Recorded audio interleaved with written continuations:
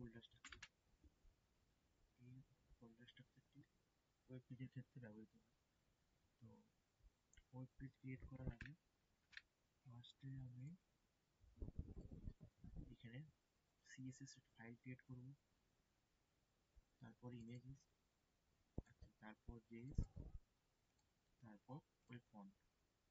এরপর যে পেজটা বানাবো সেটা index.html হিসেবে আমরা সেভ করব।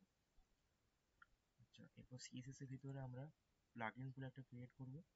ওর ভেতরে প্লাগইনস এর ভেতরে প্লাগইনস গুলো ইনস্টল করব এবং নর্মাল স্টাইলস রেসপন্সিভ গুলো নিয়ে আমরা বাইরে রাখবো এই ফোল্ডারগুলো। এরপর ইমেজের ভেতরে ইমেজেসের টোটাল অল ওভার ওয়েবসাইটের ইমেজ এখানে আমি সেট করব টোটাল। আর যে জাভাস্ক্রিপ্ট ফোল্ডারের ভিতরে প্লাগইনসের ভিতরে প্লাগইন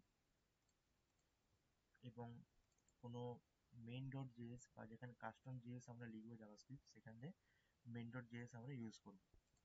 এরপর ওয়েব ফন্টসের ভিতরে যাবতীয় ফন্ট আমরা কি ইউজ করতে পারি সেই সব ফন্টগুলো আমরা ইউজ করব।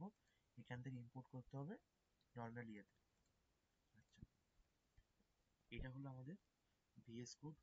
তো ভিএস কোডে ক্রিয়েট করার আগে প্রথমে এখানে এই ফাইলটা ক্রিয়েট করতে হবে, এই ফাইলটা। তারপর ওয়েব পেজ আমরা শো করতে পারবো এখানে। ব্যাস।